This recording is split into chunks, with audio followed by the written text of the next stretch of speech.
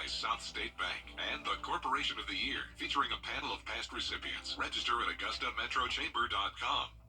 The Live Viper 6 Skyview Network, sponsored by Terry Lambert Hyundai. One more really cold night before we start to see some major changes here at home, which includes a lot of rain. We're talking maybe 3 inches of rain by the time everything's said and done. We'll talk about a changing Viper 6 forecast straight ahead. Right now on News Channel 6 at 6, saying goodbye to Rosalind Carter. Coverage from the former First Lady's funeral. Also ahead, the door's still open for a biofuels plant in Augusta. Our one city leader says he wants to know more about this project. And new money for projects in Harlem. Where that funding is going to go is News Channel 6 at 6 starts now. Live from Television Park, this is WJBF News Channel 6 at 6.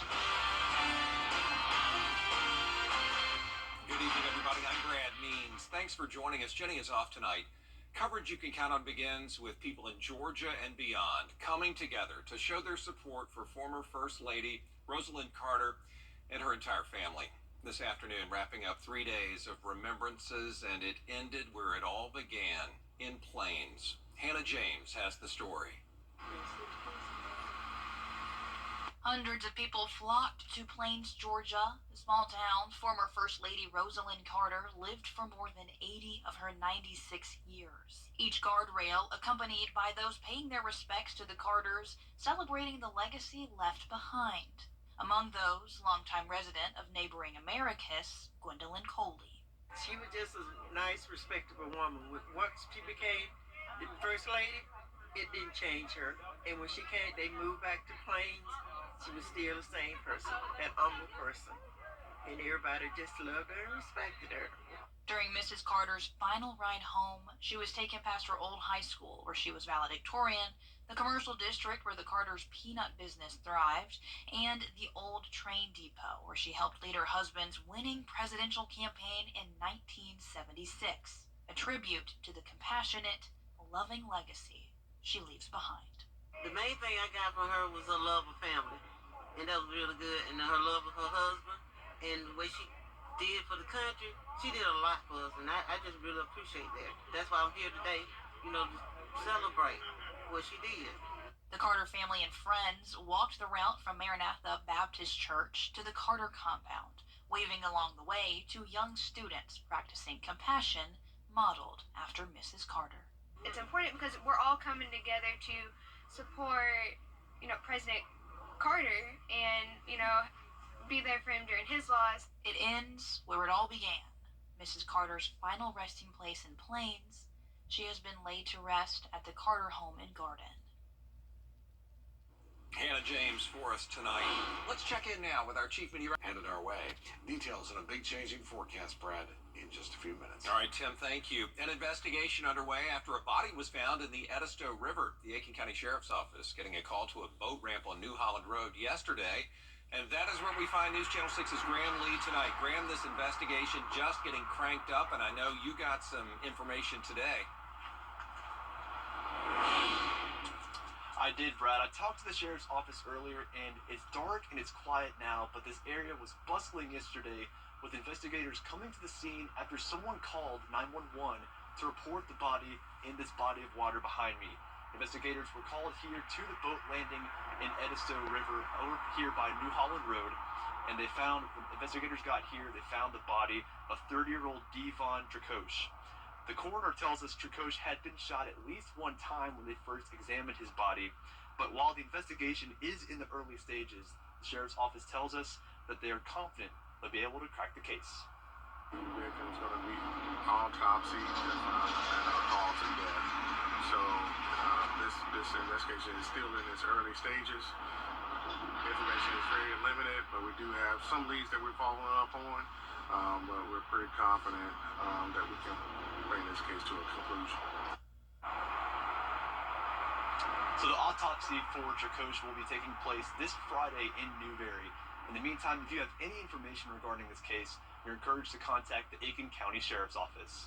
For now, live in Aiken, Graham Lee, WJBF, News Channel 6. Back to you, Brad.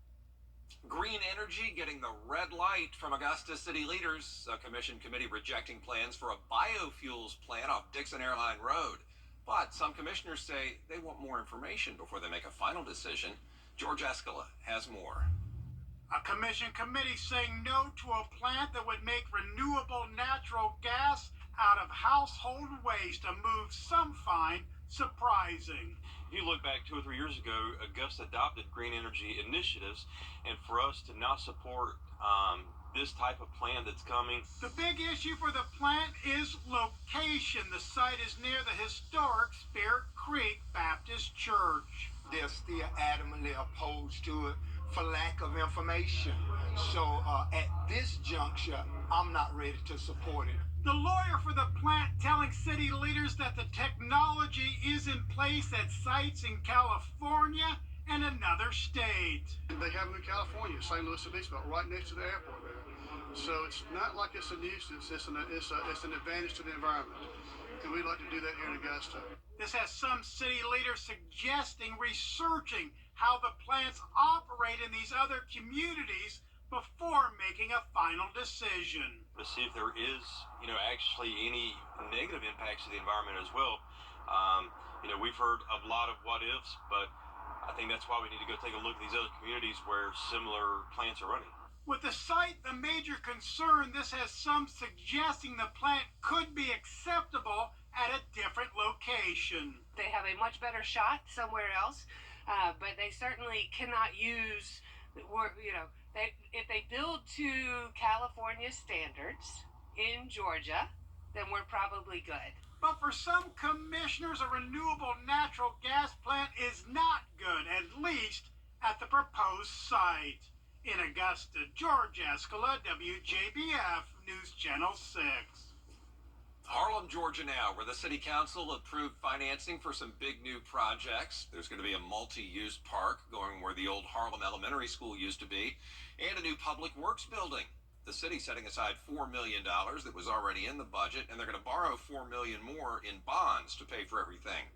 We usually take the kids to the Gateway Park in Grovetown, but it's a long drive, so it'll be nice to have something different here. So excited. I'm too excited! The next step is for the Columbia County Public Facilities Authority to approve the plan when they meet on Tuesday, and if that happens, the projects should be finished in the next couple of years. The Augusta Animal Shelter was able to help dogs and cats find a pretty cuddly place to stay during Thanksgiving break, and then some got to stay for good. Others still looking for a home. Bria Smith joining us now with more. Bria? For pets, finding a forever home can be challenging, but folks at the Augusta Animal Shelter continue working towards making it easier through initiatives like Home for the Holidays and have had much success. Over Thanksgiving break, more than 80% of the animals available for fostering were taken in. 37 out of the 45 dogs and cats got the chance to experience a very unique holiday weekend, but some of them returned to the shelter, still awaiting a family and home. Everybody wants a home for the holidays, including animals. The shelter's not a great place to spend a long weekend. It's not a great place to spend Christmas. The dogs are definitely in their kennels most of the time, so when somebody's willing to step up and take them home with them, that means they can have that human companionship more. While you can adopt at any time starting December 16th, you and your family can foster for the Christmas season of Home for the Holidays. Brad? Bria, thanks. Still ahead, new training for South Carolina police officers, how it would improve responses to calls involving someone who is autistic. After the break.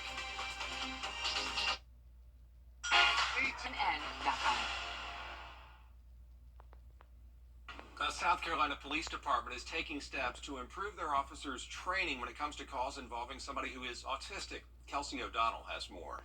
A step away from the roads and into the classroom. What is your name? Where do you live? Greenville Police and other local agencies are learning all about autism, the signs, the triggers, and best communication practices. Wednesday's lesson is a part of a week-long crisis intervention training where local agencies learn about mental health, traumatic brain injuries, and other calls that might arise in the community. Greenville police say they have seen and experienced those calls firsthand, telling us they're more common than you may think.